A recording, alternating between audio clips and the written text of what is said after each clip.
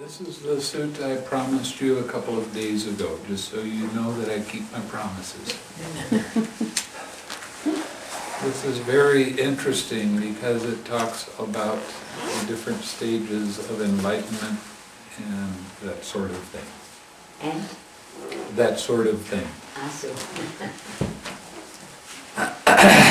Thus have I heard on one occasion, the Blessed One was wandering in the Kasi country together with a large sangha of monks. There he addressed the monks thus. The large sangha of monks, Bhikkhu Bodhi got tired of writing down 500 monks were traveling with him, so he said, large sangha. Monks, I abstain from eating at night. By doing so, I am free from illness and affliction, and I enjoy health, strength, and a comfortable abiding. Come, monks, abstain from eating at night. By doing so, you too will be free from illness, affliction, and you will enjoy health, strength, and a comfortable abiding. Now, this took place because after a period of time there got to be quite a number of arahats and other degrees of enlightenment. And the monks were going out at night, invited to different people's houses. And then when they were walking back, they were starting to fall in holes and generally harming themselves. So the Buddha said, don't eat at night. Yes, Venerable Sir, they replied. Then as the Blessed One was wandering in stages in the Kasi country, he eventually arrived at a Kasi town called Kīṭāgiri. There he lived in the Kasi town Kīṭāgiri. Now on that occasion the monks named Asaji and Punabhabsuka were residing in Kīṭāgiri. Then a number of monks went and told them, friends, the Blessed One and the Sangha of monks now abstain from eating at night. By doing so, they are free from illness and affliction, and they enjoy health and strength and a comfortable abiding. This goes against everything in the Western world, not eating at night. When I was in Australia, I was eating just one meal a day, the noonday meal. It was cold there. Frost was on the ground until about 11 o'clock in the morning. Oh. And there was no problem. I didn't have any cold, I didn't have any problems at all. I stayed very healthy, just eating one meal a day. Then it got to be springtime. And it was warm enough that in the morning I would go out for a walk and then I would go by where they were fixing breakfast and sit down and talk with the monks. And before long I was taking a little bite of this and a little bite of that. And I started eating a second meal and immediately caught a cold. So as soon as I noticed that, I stopped eating and just ate one meal a day, and the cold went away very quickly. Again, that goes against an awful lot of people in the Western world, because they think you have to have 3 meals a day, and well, you have to eat breakfast, that's the best meal of the day. But actually, I do very nicely without doing that. Although I have slacked off in the last few years and started eating a bagel.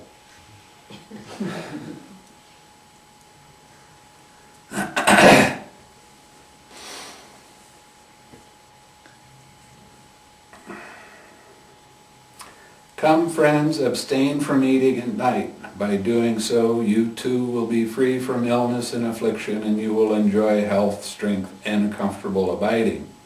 When this was said, the monks Assaji and the other monk told those monks, "Friend, we eat in the evening, in the morning, and in the day outside the proper time. By doing so, we are free from illness and affliction, and we enjoy health, strength, and a comfortable abiding." One of the things that you'll find when you really start looking at the amount of time it takes to get the food, prepare the food, eat the food, and digest the food, it winds up being about a 3-hour chunk of the day. Yeah. So if you don't eat in the evening, like we're not doing right now, then you have a lot more time for meditation. And your mind stays very bright and alert. Now the food here is exceptional. You don't get hungry after eating the noonday meal. It's the right amount of hard food and soft food. So you would stay really healthy, and you have a lot more time to do the meditation. And you say, "Oh, that's nonsense." But you always have a mental lag after eating. And your mind is dull because all your energy starts going into digesting the food. So, why should we abandon a benefit visible here and now to pursue a benefit to be achieved at a future time? We shall eat in the evening, in the morning, and in the day outside the proper time. Since the monks were unable to convince the monks, Assaji and the other monk, they went to the Blessed One. After paying homage to him, they sat down at one side and told him all that had occurred, adding, "Venerable Sir, since we were unable to convince the monks Assaji and his friend, we have reported this matter to the Blessed One." Then the Blessed One addressed a certain monk thus, "Come, monk, tell the monks Assaji and his friend in my name that the teacher calls them." "Yes, Venerable Sir," he replied, and went to the monks Assaji and his friend and told him, The teacher calls you, friend." "Yes, friend," they replied, and they went to the Blessed One. After paying homage to him, sat down at one side. The Blessed One then said, "Monks, is it true that when a number of monks went and told you, friends, the Blessed One and the Sangha now abstain from eating at night?" And they invited, "Come, friends, abstain from eating at night." And you told those monks, "Friends, we eat in the evening. Why should we abandon a benefit visible here and now to pursue a benefit to be achieved at a future time? We shall eat in the evening, in the morning, and in the day outside the proper time." "Yes, Venerable Sir." "Monks, have you known me to teach the Dhamma in such a way as this? Whatever this person experiences, whether pleasant or painful or neither painful nor pleasant, unwholesome states diminish in him and wholesome states increase." "No, Venerable Sir." "Monks, have you not known me to teach the Dhamma in such a way as this? Here, when someone feels a certain kind of pleasant feeling, unwholesome states increase in him and wholesome states diminish. But when someone feels another kind of pleasant feeling, unwholesome states diminish in him and wholesome states increase." Here, when someone feels a certain kind of painful feeling, unwholesome states increase in him and wholesome states diminish. But when someone feels another kind of painful feeling, unwholesome states diminish in him and wholesome states increase.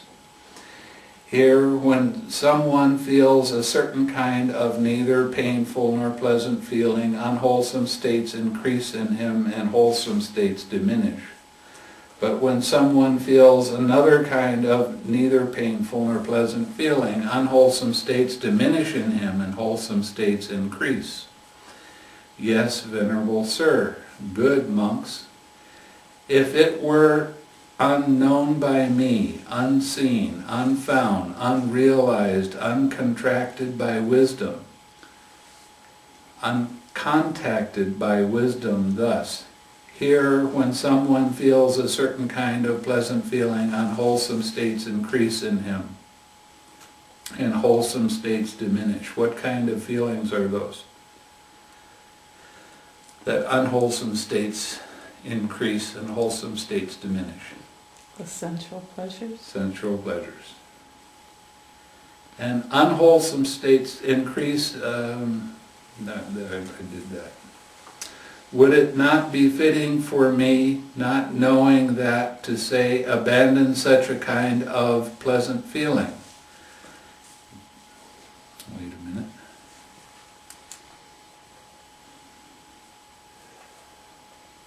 Unwholesome states increase. Would it be fitting for me, not knowing that, to say, abandon such kind of pleasant feeling?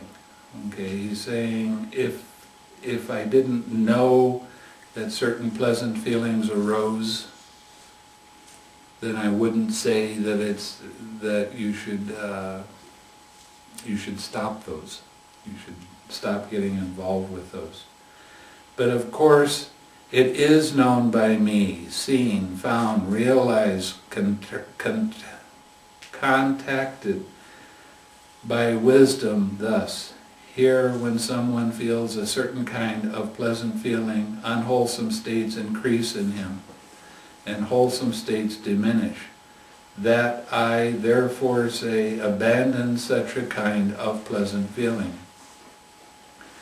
If it is unknown by me, unseen, unfounded, unrealized, uncontacted by wisdom, thus, here, when someone feels another kind of pleasant feeling, wholesome states diminish in him, and wholesome states increase. Would it be fitting for me, not knowing that, to say, enter upon and abide in such a pleasant feeling?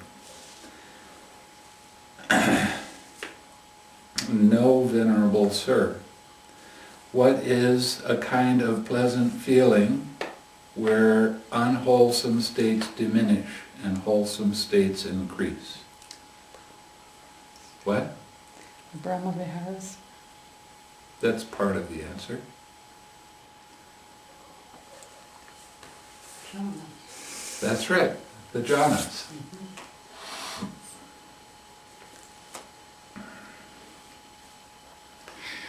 Because it is known by me, seen, found, realized, contacted by wisdom. Thus, here, when someone feels another kind of pleasant feeling, unwholesome states diminish in him and wholesome states increase.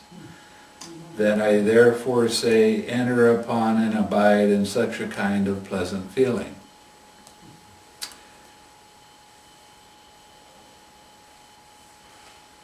Here, when someone feels a certain kind of painful feeling, unwholesome states increase in him and wholesome states diminish. Is it right that I say, without knowing, abandon such a kind of painful feeling? If it were unknown by me, but because it is known by me, contacted by wisdom thus, here, when someone feels another kind of painful feeling, unwholesome states diminish in him, and wholesome states increase. that I therefore say, enter upon and abide in such a kind of painful feeling. What kind of painful feeling is it that arises where unwholesome states diminish and wholesome states increase? It's another drama, isn't it? No? Say it Painful feeling. Painful. Awareness of the hindrances. The hindrances and letting go of the hindrances. Yeah. So that's the 6 R's. That's the 6 R's. But that indicates a kind of a level of equanimity or non-reactive reactiveness, allowing it just to kind of Well, yeah, there. it's meditation pain, and that's basically the hindrances. Yeah. And allowing the hindrances to be without getting involved with them. That's what I mean. Yeah. Well, that's a certain Yeah. calmness, That balance. yeah, and that's how the unwholesome states become less and the wholesome states become more, because you start letting go of the identification That's right. with those hindrances. Yeah. Well, that requires a greater strength in concentration and presence. Yes, definitely. Now, isn't that part of the jhana? It leads to the jhana. Yeah, I see. Which is the atmosphere of calm. Yeah.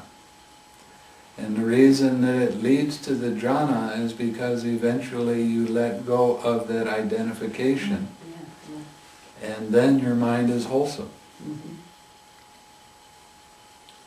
It's very delightful to understand that as it occurs. Yes, definitely. That's another kind of balance. Oh, yes. It cruises around or touches piti. It Yeah. certainly has the potential to, yes. Yeah.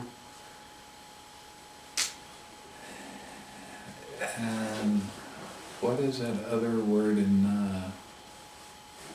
Upanishad Sutta? Pamakota? Pamodi. Thank It's you. relief. You're saying gladness. Yeah. Pamodi.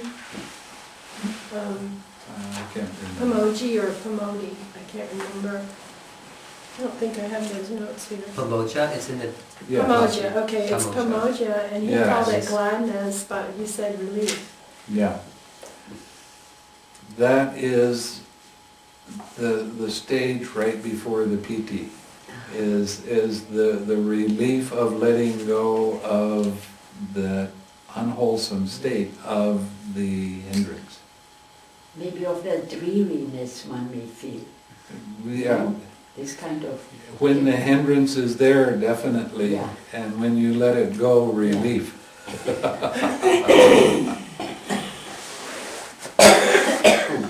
certain freedom. If it were unknown by me, but because it is known, contacted by wisdom thus, here when someone feels another kind of painful feeling, unwholesome states to, I've already read that, haven't I? If it were unknown by me, but because it is known, and contacted by wisdom thus, here when someone feels a certain kind of neither painful nor pleasant feeling, unwholesome states increase in him, and wholesome states diminish. Now, what kind of neither painful nor pleasant feeling causes unwholesome states to arise and wholesome states to diminish? Neither painful nor pleasant feeling. Maybe lack of awareness. It definitely is a lack of awareness, Yeah, and it is indifference. that's it, yeah. And the indifference is, the danger of the indifference is that you don't have mindfulness arise. That's it, And you just kind of push off, yeah, it's only that, so what? don't care. Isn't that the enemy of equanimity? Yes, it is. It definitely is.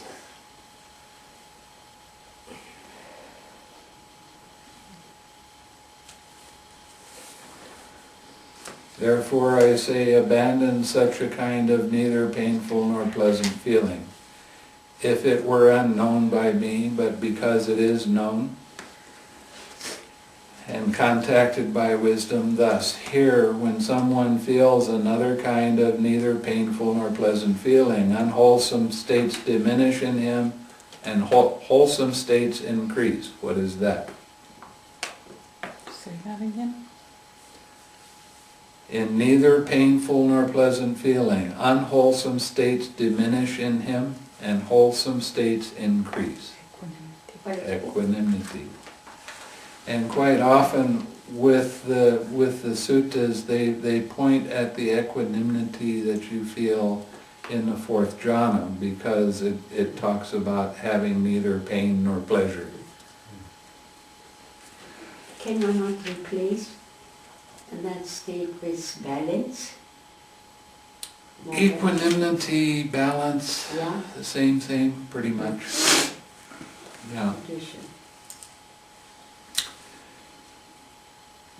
But the thing is, in each one of the jhanas, there is equanimity. Yeah. It's just not as strong as it is when it gets all the way up to the fourth jhana. Yeah. And it's actually not even mentioned very much until the third jhana. But you have equanimity in every one of the jhanas. It just keeps building and getting stronger and stronger and stronger.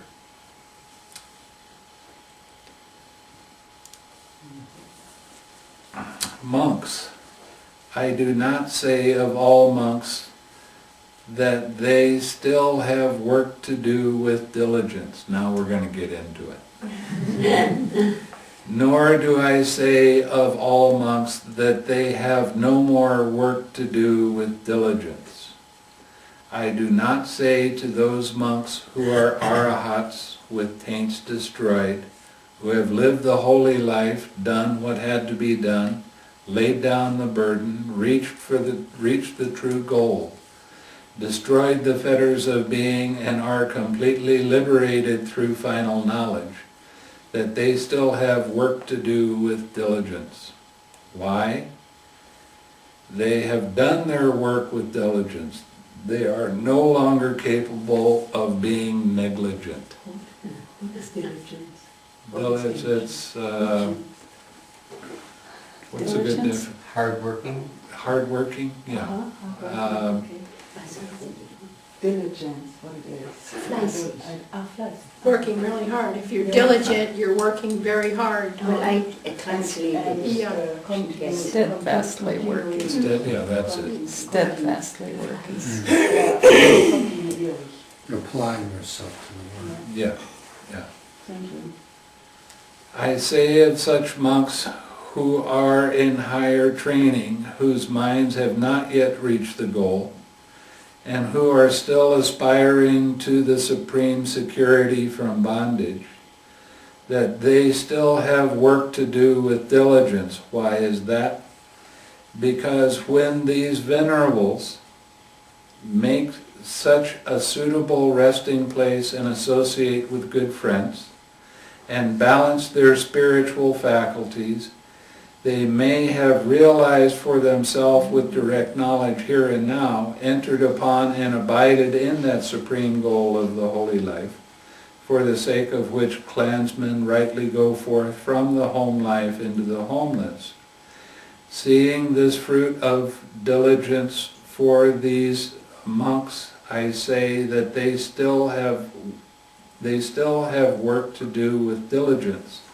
Now this is talking about someone who has had the path knowledge of arahatship, but they have not reached the fruition of arahatship yet.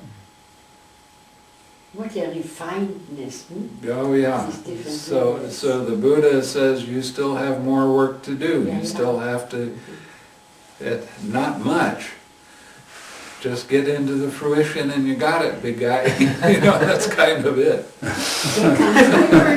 That's all. That's Interesting phrase in here about balance the spiritual faculties. Yes. So you define the I'm always looking for this. You define each one of the faculties, the 5. Then when you get them into balance and they're all the time there, they become the powers. Right? Of course. Okay, I just didn't see it that way before, I'm sorry. what you So just what- mentioned before. Doesn't that also contribute to the maturity of the real depths of joy?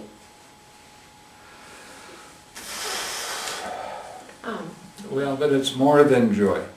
Yeah, that's what I said. It's the seven enlightenment factors Yeah. in balance.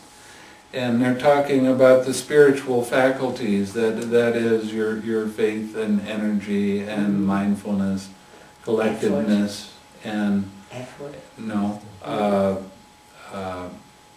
Panya, wisdom. The 5 faculties.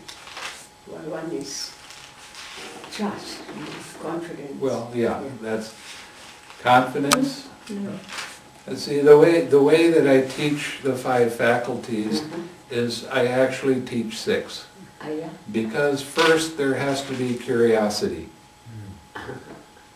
And then you work and you see that the practice starts to work and you gain real confidence. Yeah. As your confidence improves, the amount of energy you put into your practice starts to take hold. Yes. When your energy is good, your mindfulness gets very sharp. With the mindfulness, your mind becomes very collected and clear. Mhm. And that leads to wisdom, seeing dependent origination. Yeah. So my 5 faculties are actually 6 faculties because I throw in curiosity. Yeah, but it is kind of borders with investigation, no? Well, yeah, it does. What does? But it makes it Curiosity, clearer, yeah. what to hold on to. Interest. Curiosity. You have to be curious first before you investigate. Well, all right. Because investigation is a sort of step-by-step Well, thing you do, you know? Your investigation. Oh, yes, I Yeah, but understand. you do invest, and then the interest becomes stronger. And Oh, first yes, maybe there and is some that- interest because of reading or hearing, and then you invest something. Well, And then it's it becomes- more, to my way of thinking, it's more practice. Practice is investigation, Yeah, isn't it? exactly. Yeah. Yeah, see, the thing you always keep in mind is that the Buddha was a meditator, and when he was teaching, everything he was teaching was in the framework of meditation. So when we understand words, then we have to back up and say he was a meditator. So in the mind of the meditator, what does it mean? Every single time. And it gets really interesting when you start doing that to the suttas. Especially the Eightfold Path. Because there's an awful lot of definitions of the Eightfold Path. And they'll say, even in this book, they will say the Eightfold Path, well, yeah, you got to practice it, but you're already practicing morality, so you don't have to look at right speech, right action, and right livelihood. So that immediately takes the Eightfold Path and makes it a Fivefold Path. And then they say the concentration, well, it says that concentration is, or right concentration is getting into all of the jhanas. But that also includes access concentration and moment-to-moment concentration. Right. So what you're doing is basically taking right concentration and not following what it says in the suttas. So you have a fourfold path. I got in a big argument last summer with someone in purple we won't name. when I started saying that I really don't agree with taking these three factors of right speech, right action, and right livelihood out of the Eightfold Path because they are part of the practice. Yeah. And that's what it said in the Sutta. And then And I told them, I don't agree with that. And then our resident Pali scholar, after listening to everything, he sat back and he started thinking about it and he started laughing. Because he said, this argument has been going on for 2,000 years. And what it is, it's the argument between monks that do the meditation practice and the scholar monks. The scholar monks, they want to take these three out because they say you're already doing it. And the practicing monks say, no, you can't take any of that out because you're constantly using it. It was funny. So when he laughed and agreed with me, I got to laugh. I wasn't really agreeing with it. I was looking at the possibility of it. So it was, Well, picking hairs here. yeah, well. Monks, there are 7 kinds of persons to be found existing in the world. What 7? They are 1, liberated in both ways. To be liberated in both ways means that you experience the 4 jhanas, you experience the 4 arupa jhanas, and you see dependent origination. That's being liberated in both ways. Now, you have 1 liberated by wisdom, and that's someone that doesn't go through all of the arupa jhanas, but they still see the dependent origination.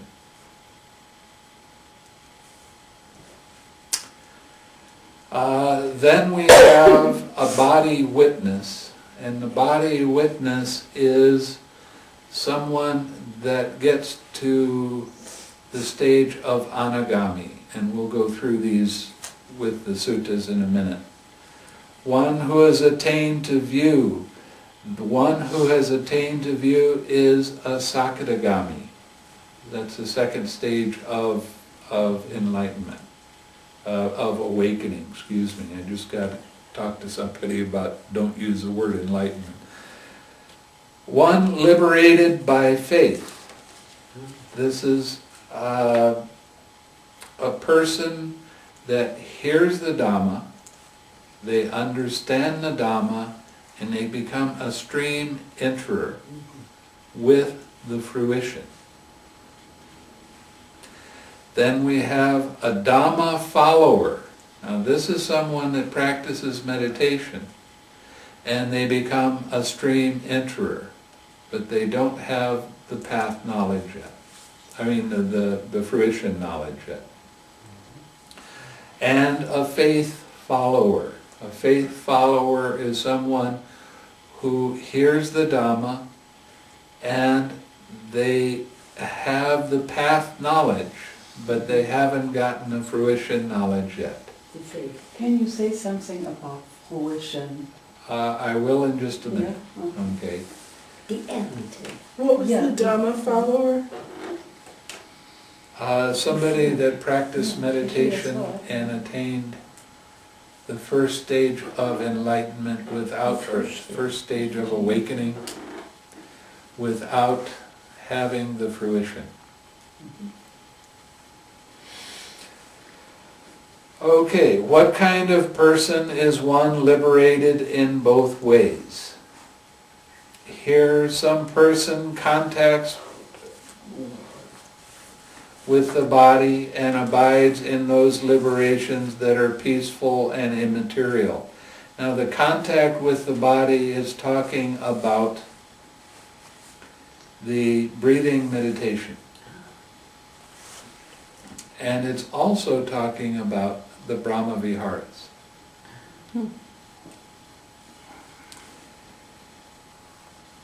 transcending forms, and his taints are destroyed by his seeing with wisdom. Seeing with wisdom is always seeing dependent origination. This kind of person is called one liberated in both ways. So they have all of the jhanas, Yeah. and they see with the dependent origination. I do not say of such a monk that he still has work to do with diligence. Why is that? He has done his work with diligence. He is no more capable of being negligent. That means that he doesn't have any ignorance arise in him ever again. He doesn't have any anger arise in him ever again. He doesn't have any lust arise in him ever again. He sees everything as an impersonal process that arises and passes away. He's got an incredibly brilliant mind. This is the advantage of becoming an arahat. I call it the divine comedy.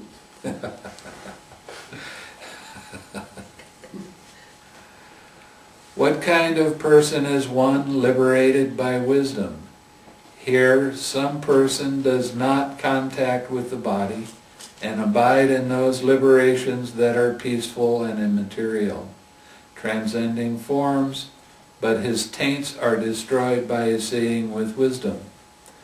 Now that's always seeing dependent origination, but it would be someone that has one of the jhanas, and all of a sudden their mind is ready and the cessation of perception and feeling occurs, and then they see dependent origination, and then they attain Nibbana.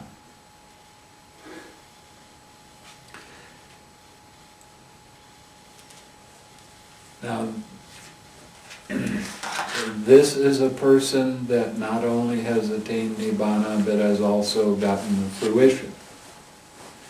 Now, Venerable Sariputta and Venerable Moggallana, the first and second chief disciples, they both practiced mindfulness of breathing. They both went through all of the jhanas and the immaterial jhanas and attained Nibbana. With breathing. With the breathing meditation, yes. Well, it's a very good object, actually. What it is. My biggest thing in this country is that there are so many people practicing mindfulness of breathing, not following the Buddha's instructions. That's right.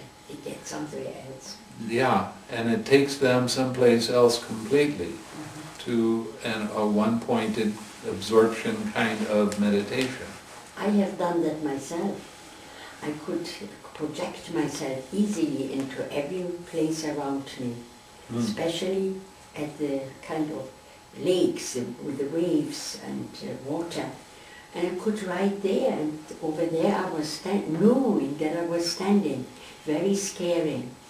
And then somebody comes and break or walks through that connection, it's a subtle connection, then you are out of luck to return. That can...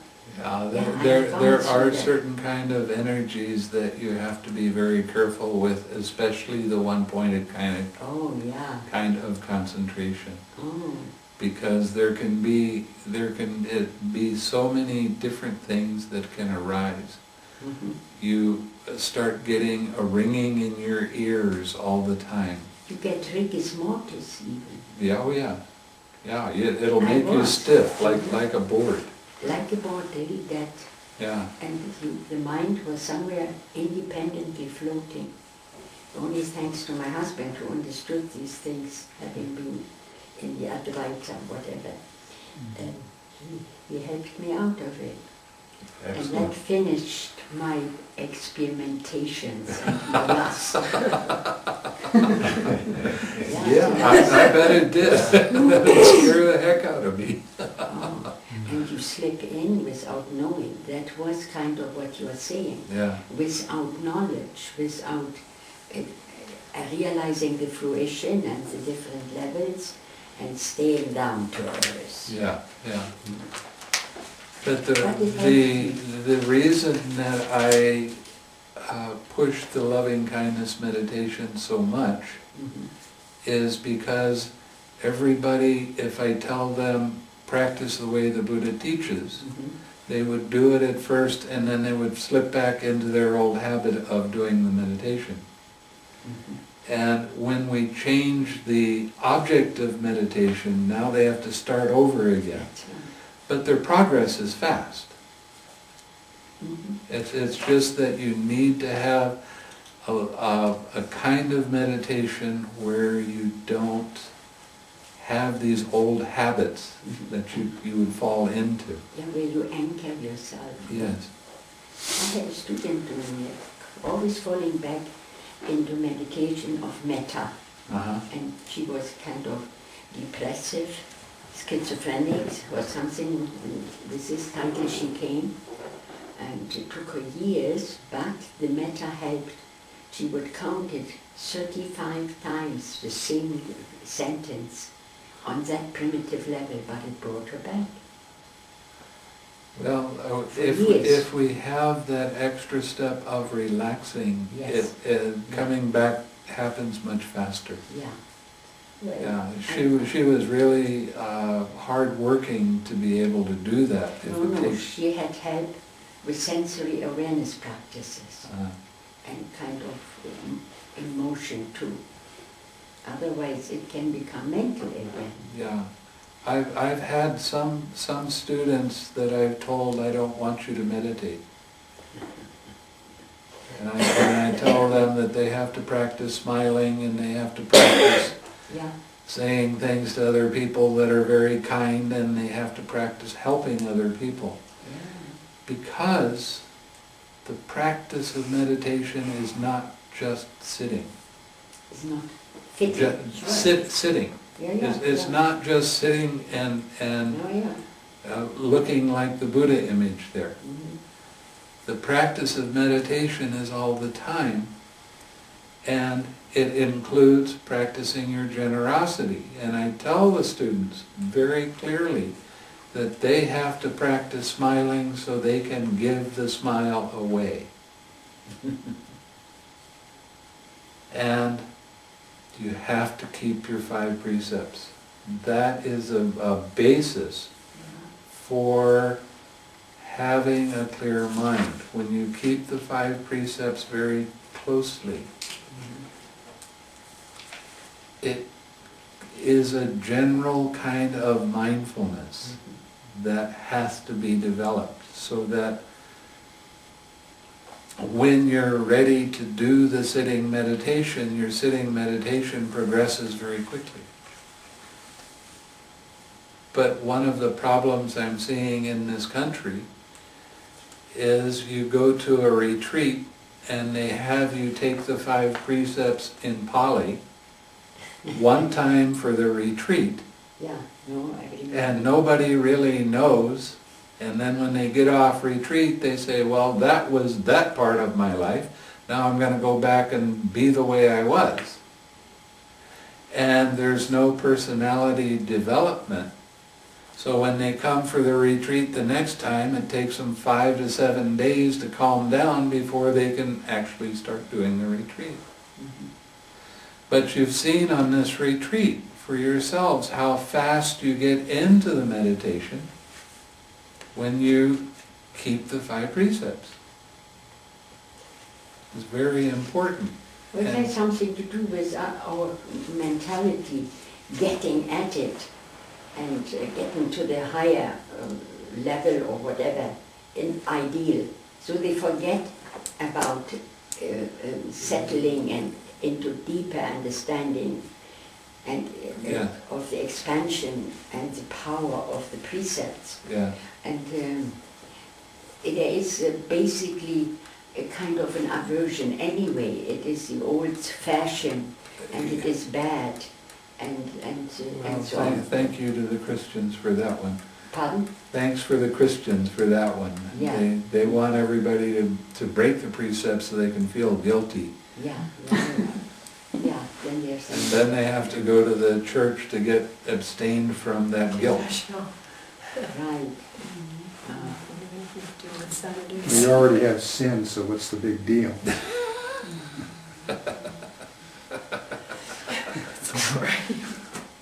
So they have to be done very, very thoroughly, these precepts, Yeah.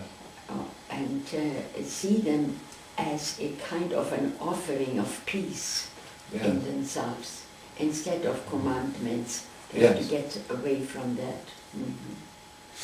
And I had a funny thing happen in Malaysia. One Chinese man said, okay, I'm convinced I'll keep the precepts. How long do I have to do it? And I told him, well, we can start at 100 years and go up from there.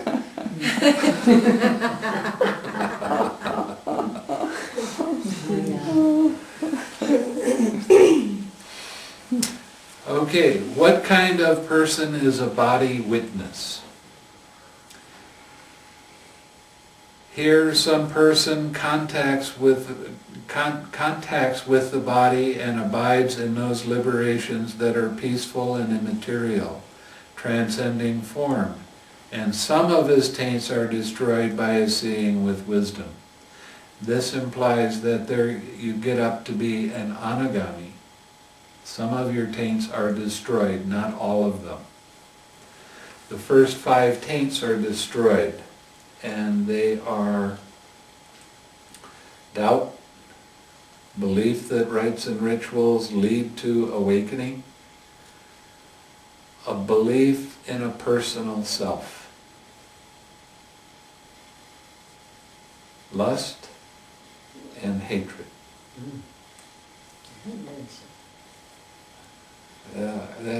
It's definitely a worthwhile thing. I mean, think about it. No hatred, no aversion ever arising in your mind again. Even if you tried to get angry, your mind would laugh at you and say, no, we're not going to play that game. It's really, truly a wonderful accomplishment to have something like that occur. And the reason that only part of the taints are destroyed is because there is some slight attachment to the craving and clinging. It's slight, but it's still there. For what? The craving and clinging. Well, you'd have to ask them.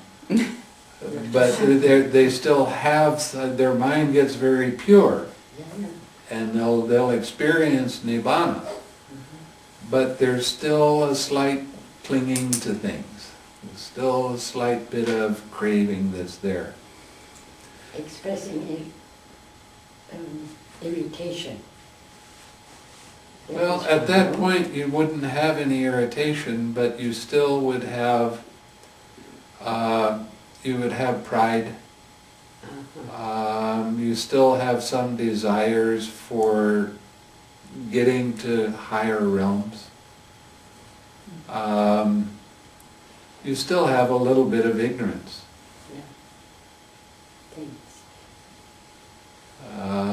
You still would have a slight bit of restlessness, and you would still have a slight bit of sloth and torpor. But not sloth, it's more like your mind just dulls out a little bit sometimes. It's not as sharp as it could be. Those are the 5 fetters that when you get to be an arahat don't arise. They're gone. No more.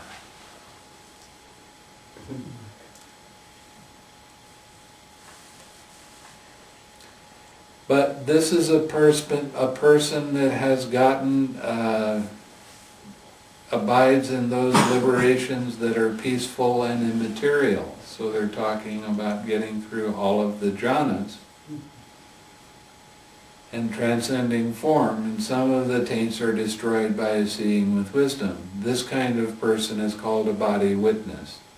And again, the body witness is someone who's doing the mindfulness of breathing. And the Brahma Viharas will take you to, and actually the breathing meditation takes you to the realm of nothingness. And then mind becomes so subtle that you can't tell whether it's really there or not, so you don't see the aggregates. You don't see the breath at all. You don't see any of the Brahma Vihara anymore. Your mind becomes exceptionally bright and clear and very lucid. I think that's a good word for it. And you will be in this state for a period of time that's neither perception nor non-perception. And when you come out, then you reflect on what happened while you were in that state. And while you were reflecting about what happened in that state, you're 6Ring it with this, your 6R, the thing right beside you, recognize, release, relax, re-smile, return, and continue. What was it? Resume. Resume. Repeat. Resume. Oh, we changed to resume? Oh, Mark's in the beginning, he was there when we started this, and he said recycle. No, I think, Yeah, that was great. Why do you say re-smile? You're supposed to be smiling. Because he lost his Smile smile. not enough, or? Well, because you have a tendency to let it go. And this is just, it's a way of keeping mind light, alert, and in balance. And I had someone scold me by email telling me that the Buddha never taught us to smile. He taught us to be happy, but not ever to smile. And what could I say? None of the suttas I've ever run across directly tell you to smile. The smile But is maybe all- that is included in joy or in Well, happiness. yeah, of course. And it doesn't exist, that word. That word doesn't that word exist, does not but exist. the feeling of it certainly does. Yeah. Well, they put it on a statue to remember it for some reason, didn't they? It's more an inner smile, so it's not always to be on the mouth. Well, when you look at the Buddha images, Yeah. the ones that are really good, they always have this little Smile. Good. Yeah. smile on their face, and that's the artist telling us the Buddha had joy. Yeah. And sometimes you see the eyes are half open. And I've gone to people that tried to tell me you should sit with your eyes half open all the time. But that is a manifestation of the all-pervading joy. You'll be sitting and all of a sudden your eyes open. They don't open wide, but they open. And you close them and they open by themselves. So, okay, let them be. But that's just one of the things that happens, and that's what the artist that does the Buddha image is trying to show. That there is this all-pervading joy. Yes.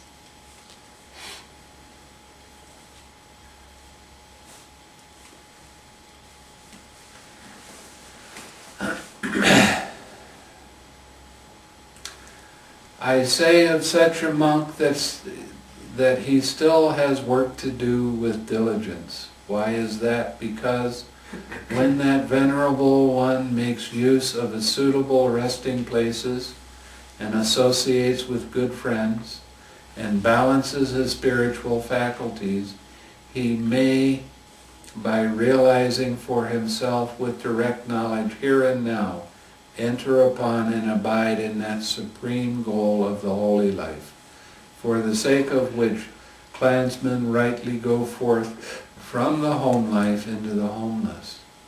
Seeing this fruit of diligence for such a monk, I say he still has work to do. So and actually you can say even the person that has attained arahatship and not had the fruit, he still has work to do. There's no real personality change until the fruition occurs. And during the time of the Buddha, there were people that were walking around that were arahat on the path, but without the fruition. Now, how does the fruition occur? The fruition occurs at some times. It can occur very closely, like Sariputta, I started talking about in Moggallana. When Sariputta, how he attained Nibbana was he did a lot of sitting, and he spent about 2 weeks going through all of the jhanas and all of that, and he still had one slight attachment. And while he was standing behind the Buddha, fanning the Buddha, while the Buddha was giving a Dhamma talk. And it occurred to Sariputta that the Buddha was not even attached to the Dhamma. And as soon as he realized that, he let go of that little tiny, teeny attachment, and he became an arahat while he was fanning, and he had the path knowledge and the fruition knowledge happen very closely together, and he became the arahat. But even that little tiny thought of, I really like this Dhamma, I want to see more, that little tiny attachment was the thing that stopped him from attaining Nibbana.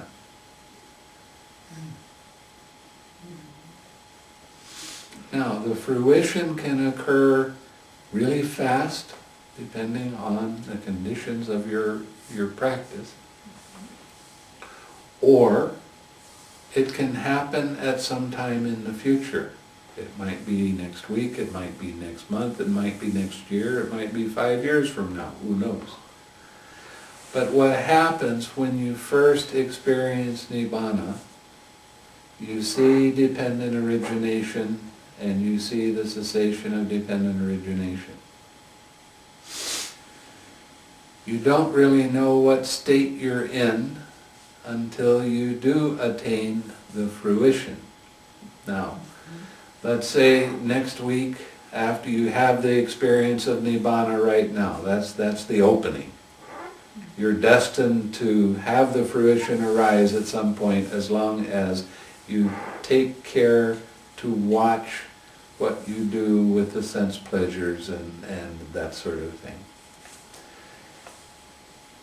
And you're cleaning the house or washing the dishes or doing whatever you do, and all of a sudden your mind starts to get really deep, and you think, I better sit down for this. So you sit down and you start watching, and the Nibbana occurs again. And if you're a Sotapanna, you will see the fruition, and the fruition is seeing dependent origination arise and then pass away one time. If you're a Saktagami, you will see it arise and pass away 2 times.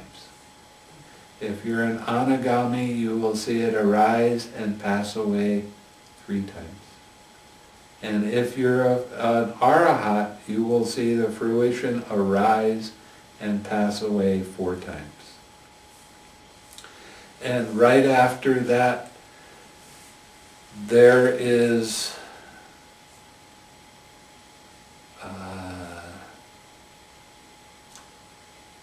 the biggest happiness that arises that you could imagine. Every cell in your body rejoices. And that understanding from seeing dependent origination 4 times is so strong that there is definite personality development. Now, you have the experience of Nibbana happen right now, and you can come to me and say, I had that experience, and I say, good, go sit some more, and that's the last thing you want to do. But if you can sit and 6R even this powerful feeling of joy, and you feel like dancing, and you feel like flying, and you feel like doing anything other than sitting, but if you can do it, you can have the fruition occur a little bit more quickly. May I ask a question? Yes. With path knowledge, I thought you see the arising and passing away of, the forward and backward of dependent origination. Yes. So then you see it again with fruition knowledge. You see it again with fruition knowledge, depending on the stage that you have attained, Right. by how many times you would see it. So One then what, after the next. One right after that happens fast. so what then causes fruition?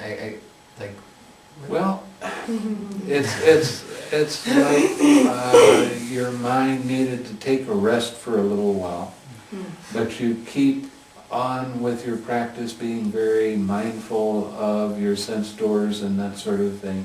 You keep purifying your mind. You keep 6Ring everything. And then when that's done enough, it will arise again. I had one student in Asia that she had the experience, and then she called me up like 2 days later, and she said, I just had the experience again, and I saw this happen 2 times. And then she called up, I think it was the next day, and she said, I just had that experience again, and it happened 3 times. And I said, oh, good. Continue. And it never happened again.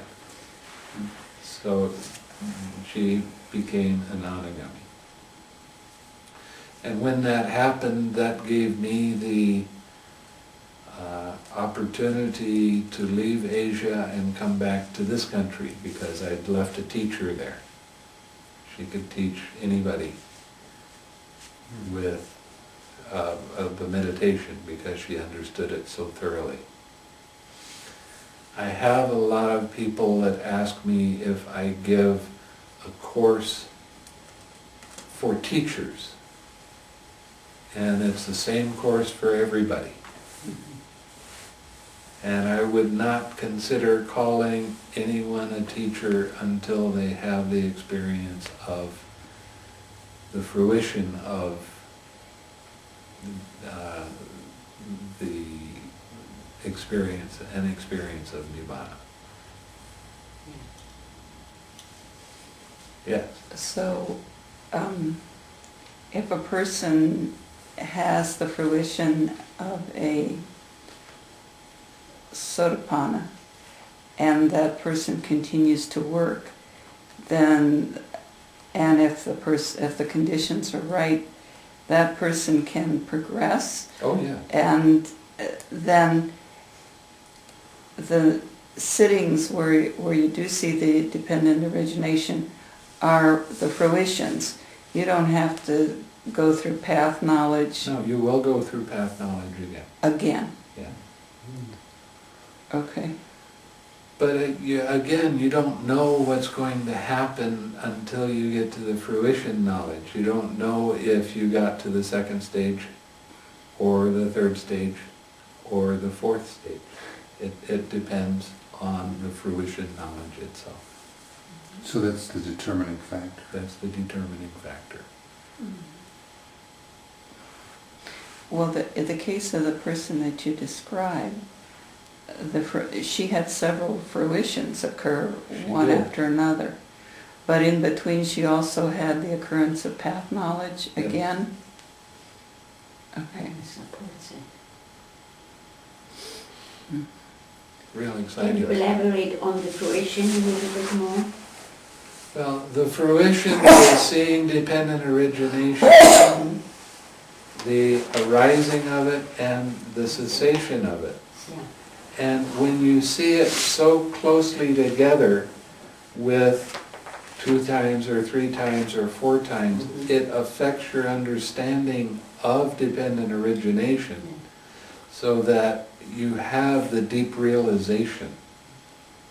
It's a kind of an understanding because of that enormous closeness, like you see it on the horizontal level, isn't it?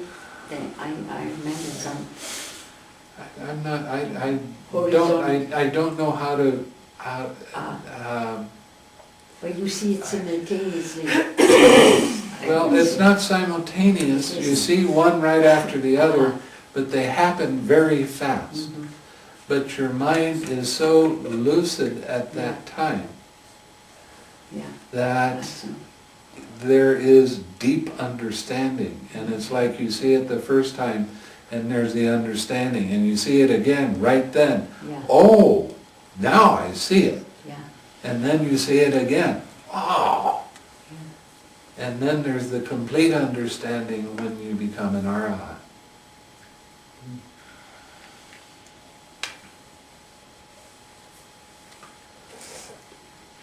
I keep on, maybe one of these days, I'll add that to my book. I've been talking about that for what, 10 years now? Oh, he wrote an awful lot of material on the fruition. Then he crashed his computer and lost everything and hadn't backed it up. Mhm. I had So, 50 or 60 pages written, or 40 pages, something like that. And it was really good, and I'd gone to all these different suttas, and I was pulling out the suttas and saying, see, this is what it says here. This is how it works.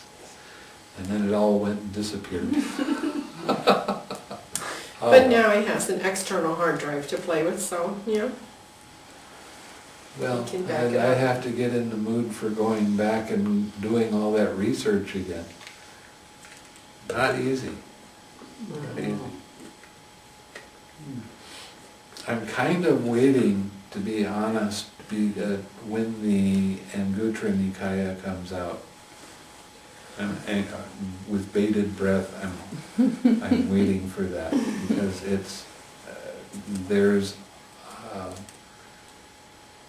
there's a lot of information on how dependent origination works in that, and a lot of the things from the Anguttara Nikaya first were brought into the Abhidhamma. That's how the Abhidhamma got started. They took a lot of the things that were talking about dependent origination, they started Abhidhamma and started adding to the understanding of dependent origination, and then over the years it started going in other directions. That's what happened at the Third Buddhist Council. They introduced the Abhidhamma so that there would be a clear understanding of how dependent origination actually does work.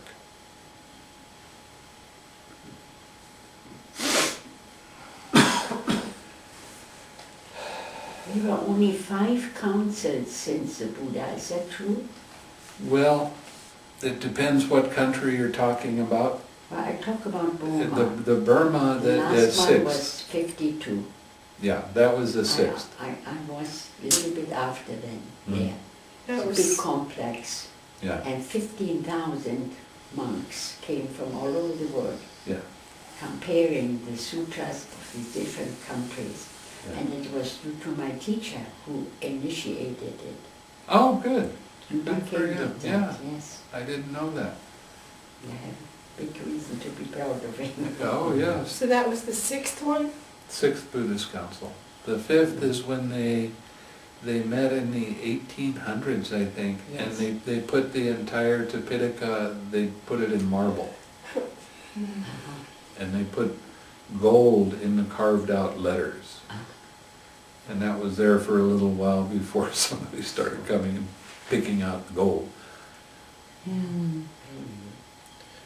But is it true that they, like the Mahayanas, every time the Theravada had a council, then the Mahayana had a council? Did one-on-one thing? No? Oh. No, it takes an amazing amount of effort to Oh, yeah. put a council on. Yes. And they really have to, and the monks that come to it, they have to feel that it's really necessary right now to do that. They had built a whole complex Oh, for yeah. years and for accommodation, and for 3 years they were working, 15,000 monks. Yeah. Yeah, And my- sincerely and my, as an issue of necessity at that time. And it was kind of forged forward by my teacher. He wanted to bring the Dharma into the West, yeah, and he saw that it is necessary for the Dharma to survive or to get stronger. It was also a little bit on petering down, mhm. and he could see that, and he made really a change brought about that Yeah. helped.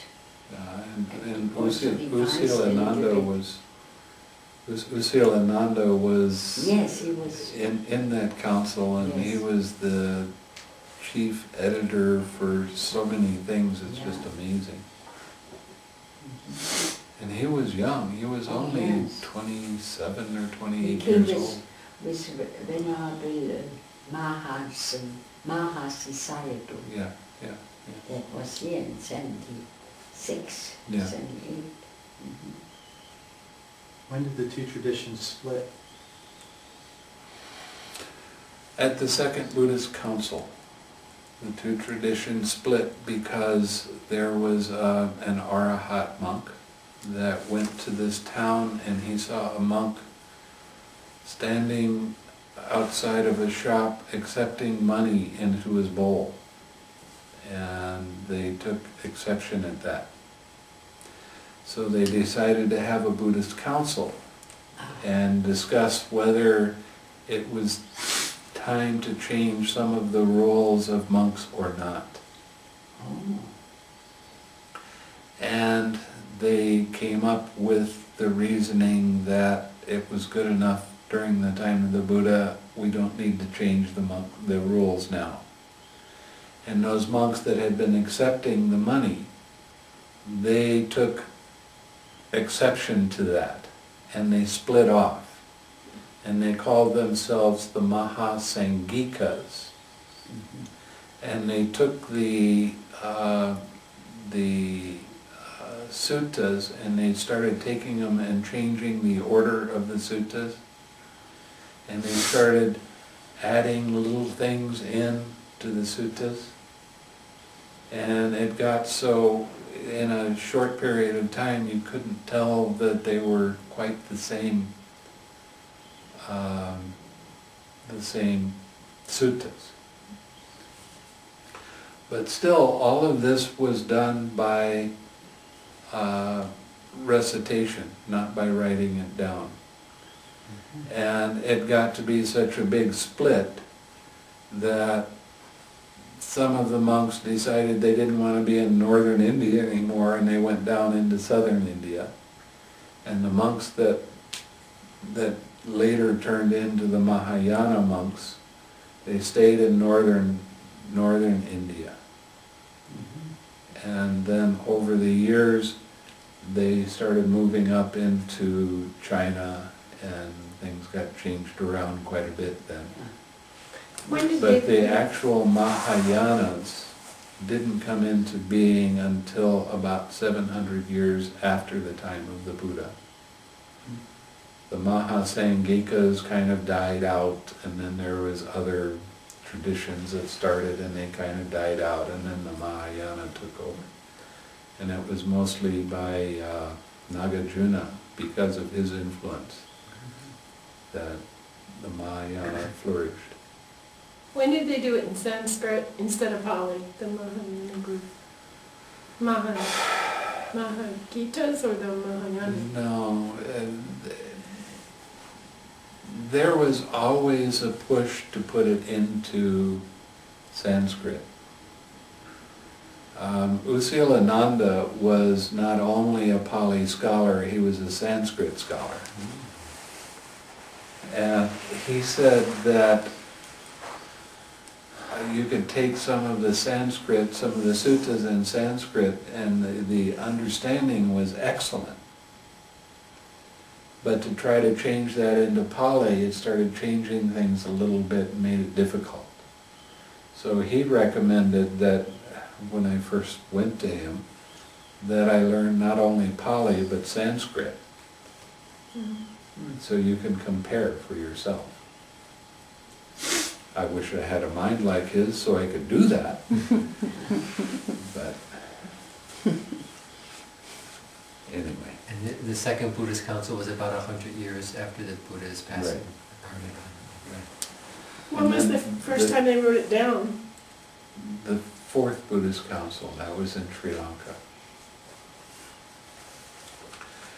The third Buddhist council occurred because there were so many Brahmins that were taking the robes and just putting them on so that they could be supported, because the Emperor Asoka became a Buddhist, and he supported the Buddhist monks so lavishly that everybody wanted to get in on it. So they were taking robes and just putting them on without becoming monks. And after a few years, they started noticing that the monks were not doing the patimokkha, the reciting in the new moon and full moon of all of the rules of the monks. So Asoka asked one of his guys to go and find out why. And they asked the monk why they weren't doing the patimokkha, and the monk told them, we don't recite the patimokkha because the Sangha is impure. And this official threatened them that you will do the patimokkha or we will kill you. And they still would not do the patimokkha, so they killed a few monks. And word got back to King Asoka, and that really got him frightened. And he started figuring out that there's all of these people that are claiming to be monks, but they're not, so we have to have a Buddhist council to figure out exactly what a monk is, again, and to question all of the monks to see whether they really knew what the Buddha's teaching was or not. So they devised some questions, and they asked all the monks, and if they couldn't answer about the Four Noble Truths or some of the other things, then they were disrobed. And during that Buddhist council, that is when they added the Abhidhamma. And they were reading about the Third Buddhist Council is very fascinating reading, although rather dry, about the philosophical things and how they changed it to be more like the Savastivadins' idea of Buddhism. There's lots of different sects of Buddhism, and that happened from the first Buddhist council, because one monk, Anuruddha, they gave to him, they said, we want all of your monks to memorize the Anguttara Nikaya. And then they took another monk and they said, we want all of your monks to memorize the middle length sayings. And they took another one and said, you have to memorize all of the long discourses. And that caused kind of a separation. And they turned into different sects of Buddhism because of that. And at one time there were 17 different splits. And over a period of time it started being less and less splits. And now there's, I would say probably worldwide there's probably 25 or 30 different sects.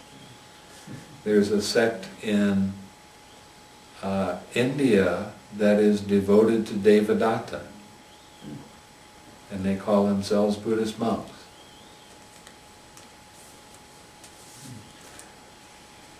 Well, I was shocked because, we were going to go to Japan, and I thought we were going to, I wanted to know something about what was going on there, because we were going to this one sect to do the World Buddhist Council stuff.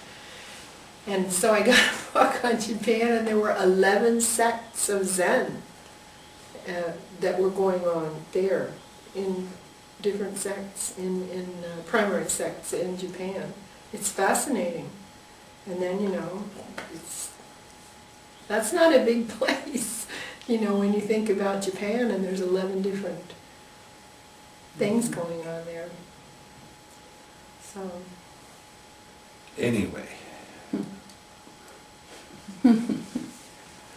What kind of person is one attain to view? Here some person does not contact with the body and abide in those liberations that are peaceful and immaterial, transcending forms. But some of his taints are destroyed by seeing with wisdom, and he has reviewed and examined with wisdom the teachings proclaimed by the Tathagata. This is a person, this kind of person is called one attained to view. I say such a monk that he still has work to do with diligence. Why is that? Because when that venerable one, he needs to see the fruit of the diligence for a monk, that I say he still has work to do. Now this is talking about monks that don't practice meditation, but they become Sakadagamis through their understanding of the suttas. You can become a Sakadagami by listening to suttas. For instance, Anathan Pandika, the chief supporter of the Buddha, he was a Sotapanna. His daughter, she got sick and died, and right before she died, she started calling Anathan Pandika younger brother. And this really shook up Anathan Pandika, and he thought she was going crazy. And he went to the Buddha and said, what realm was she born in? What kind of attainments did she have? Because she was very devout and helping and all that sort of thing. And the Buddha said, well, she listened to the Dhamma and she became a Sakadagami. And that's why she was calling you younger brother, because she was at a stage that's just a one-time returner to the human realm before attaining Nibbana, Paranibbana. This is something that has been misunderstood for quite a while, especially with people that are practicing with Mahasi Sayadaw. They all think that the only way you can attain Nibbana is through the meditation. And it didn't happen for Moggallana or Sariputta. They heard one verse and they became Sotapanna. And it didn't happen for Visakha, the chief female supporter. She was 8 years old and heard the Buddha give a discourse and became a Sotapanna. And it didn't happen for many, many people. All they did, their understanding was such that they could understand the deep meaning of the Dhamma and become awake. Not to high stages. It can't happen for an anagami or an arahat. They still have a little bit of practicing to do. Now, what does this say about some people during the time of the Buddha? They were ascetics. They practiced deep concentration. They had magnificent concentration. And they would come to the Buddha and listen to his Dhamma talk, and then it always says that they became an arahat then. But what happened is they already had the concentration, they had the stillness. All they needed to do was get a little bit of understanding and then apply that understanding to their concentration.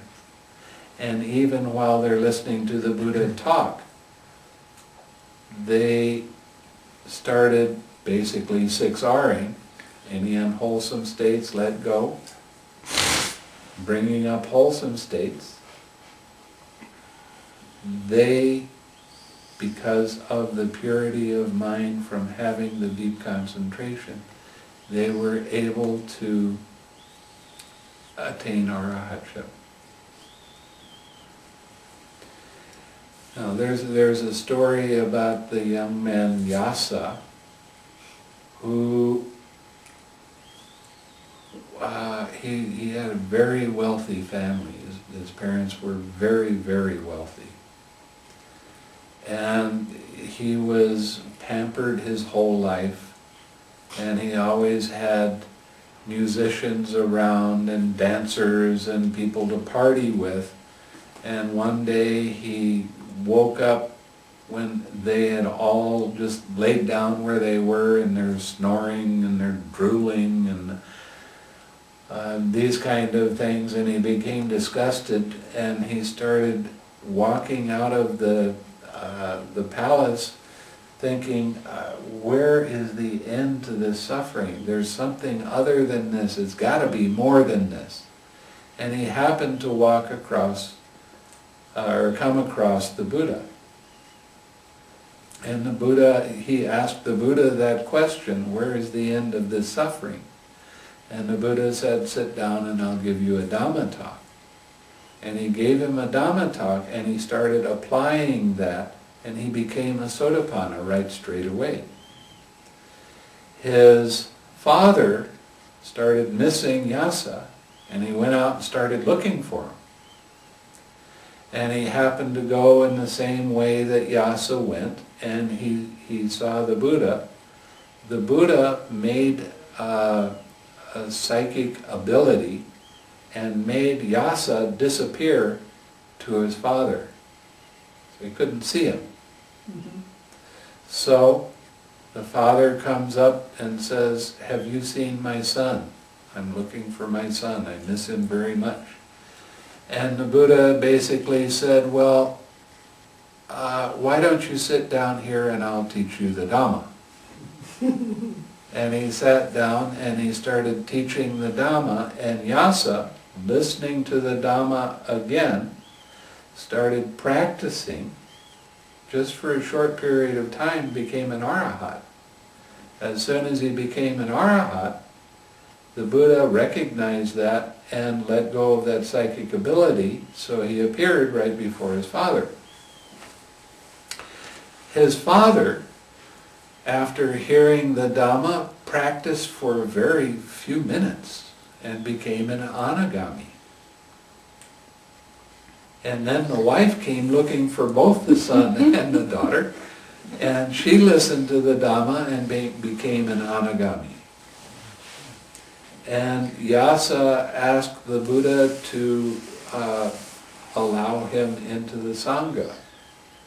And Yasa became the 6th Arahat after the original 5. He was the next one. I don't know why I told you that story, I just like it.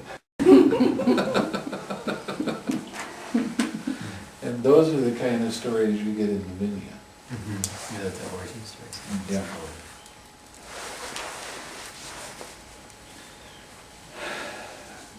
Now, this person attained to view would be a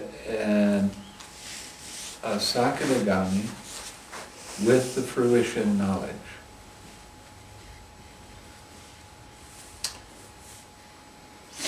Seeing this fruit of diligence for such a monk, I say he still has work to do. What kind of person is one liberated by faith? Here, some person does not contact with the body and abide in those liberations that are peaceful and immaterial, transcending forms, but some of his taints are destroyed by his seeing with wisdom, and his faith is planted, rooted, and established in the Tathagata. This is a person is called liberated by faith. I say such a monk still has work to do. So what we're talking about here is either a Sakadagami without the fruition knowledge, or a Sotapanna with the fruition knowledge. Interesting. The reason that I can go through this and tell you these kind of things is because of the research I did with the Samyutta Nikaya, and how this is not only talked about here, is what I'm basically getting at. Anyway, what kind of person is a Dhamma follower? Here, some person does not contact with the body and abide with those liberations that are peaceful and immaterial, transcending forms, and his taints are not yet destroyed by his seeing with wisdom. But those teachings proclaimed by the Tathagata are accepted by him after reflecting on them sufficiently with wisdom. This is a person that spends time reflecting on the Dhamma and how dependent origination works, and they have the path knowledge.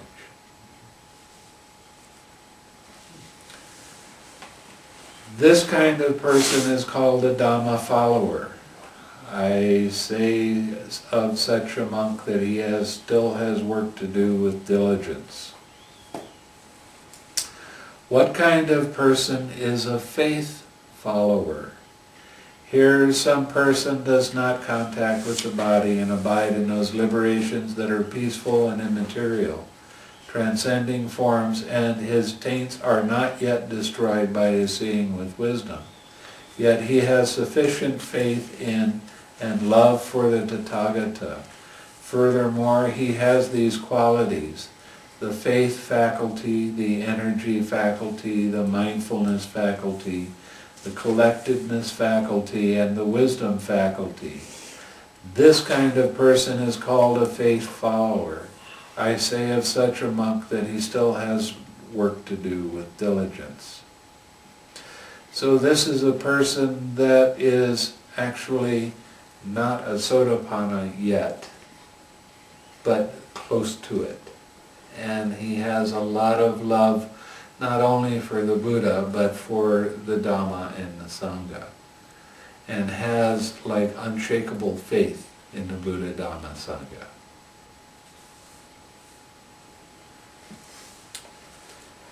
Monks, I do not say that final knowledge is achieved all at once. On the contrary, final knowledge is achieved by gradual training, by gradual practice, by gradual progress.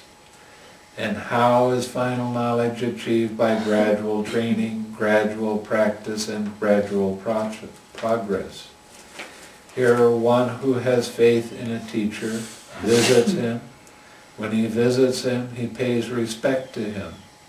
When he pays respect to him, he gives ear.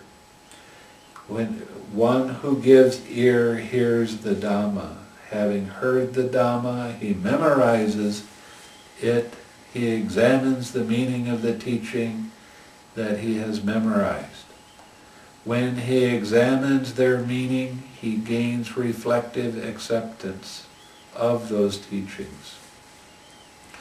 When he has gained reflective acceptance of those teachings, enthusiasm springs up in him.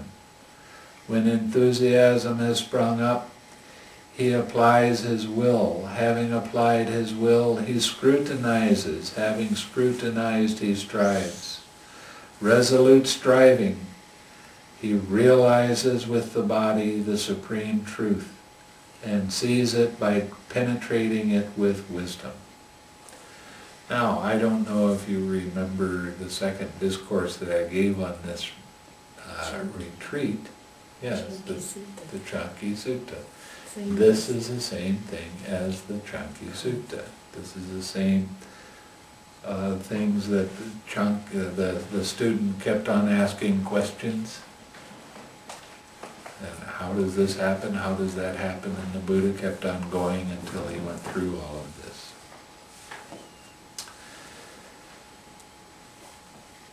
Okay, now he's still talking to these two monks that are too prideful to let go of their meal. There has not been that faith, monks, and there has not been that visiting, and there has not been the paying of respect, and there has not been the giving of ear, and there has not been the hearing of Dhamma, and there has not been that memorizing of Dhamma, and there has not been the examination of the meaning. There has not been the reflective acceptance of the teachings. There has not been that enthusiasm, and there has not been that application of will, and there has not been that scrutiny, and there has not been that striving. Monks, you have lost your way. Monks, you have been practicing the wrong way. How far you have strayed, misguided men, from the Dhamma and the discipline. Now these two monks, there's an awful lot of rules in the Vinaya that these monks inspired. They were not what we would call great monks to hang around with. They didn't do any studying. They sat around eating all the time. They didn't do any practice. They thought that being a monk was a great life because they didn't have to work. And there's one set of rules that's called the Sangha Disesa, the last of the Sangha Disesa, which is a major rule for monks to break. And it talks about some of the things that they did. They talk about taking their robe off and throwing it on the ground and having a dancing girl dance on top of the robes while they were clapping and having fun. And they did all kinds of just really insane things. So this is the first time the Buddha came to see them. And that's why he's really chewing them out pretty heavily. Because they're not, what's the sense of being a monk if you're not going to follow the rules of the monks and you're not going to try to purify your mind? There's no sense in being a monk if you're not going to do that. Monk, there is a 4-phrase statement, and when it is recited, a wise man would quickly understand it. I shall recite it to you, monks. Try to understand it. Venerable Sir, who are we that we should understand the Dhamma? Monks, even with a teacher who is concerned with material things, and heir to material things, attached to material things, such haggling by his disciples would not be proper. If we get this, we will do it. If we don't get this, we won't do it. So what should be said when the teacher is the Tathagata, who is utterly detached from material things? Monks, for a faithful disciple who is intent on fathoming the teacher's dispensation, it is proper that he conduct himself thus. The Blessed One is the teacher, I am the disciple. The Blessed One knows, I do not know. For a faithful disciple who is intent on fathoming the teacher's dispensation, the teacher's dispensation is nourishing and refreshing. For a faithful disciple who is intent on fathoming the teacher's dispensation, it is proper that he conducts himself thus. Willingly, let only my skin, sinews, and bones remain, and let the flesh and blood dry up on my body, but my energy shall not be relaxed for as long as I have not attained what can be attained by manly strength, manly energy, and manly persistence. I'm sure that there would be some real not liking of this statement by the feminist. But you get the idea of it has to be strong faith, strong energy, and strong persistence. For a faithful disciple who is intent on fathoming the teacher's dispensation, one of two fruits may be expected, either final knowledge here and now, or if there's a trace of clinging left, non-return. That is what the Blessed One said. The monks were satisfied and delighted in the Blessed One's words. Under 2 hours.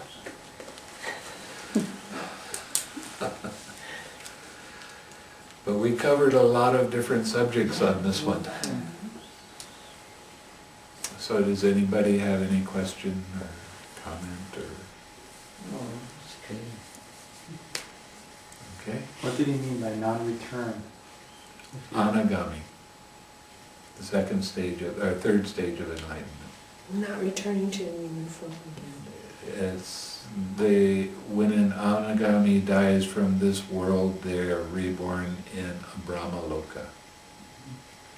And there they will attain arahatship. And from then when their body fades away, they will attain parinibbana. You have to be an arahat to attain parinibbana. Yeah. See, the first stage of enlightenment is called a sotapanna. You will have no more than 7 rebirths. Okay. You will never be reborn lower than the human realm. Refined. It is really fine. Oh yeah.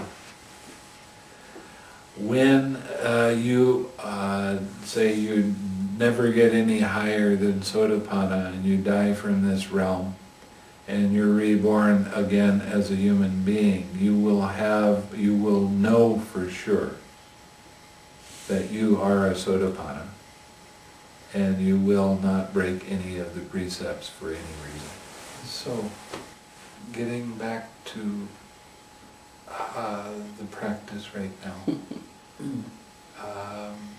Please be careful. This is only one more day of meditation. Let go of your planning. Let go of the restlessness. 6-hour everything. Work hard, please.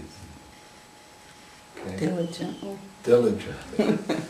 So that you don't have to do any more. How's that?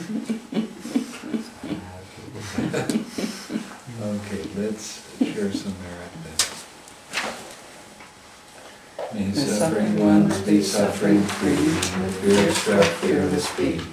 May the grieving shed all grief, and may all beings find relief.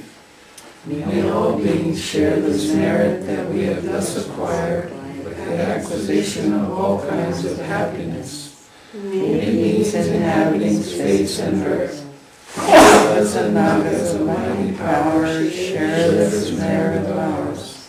May they long protect the Buddha's dispensation. Sadhu, sadhu.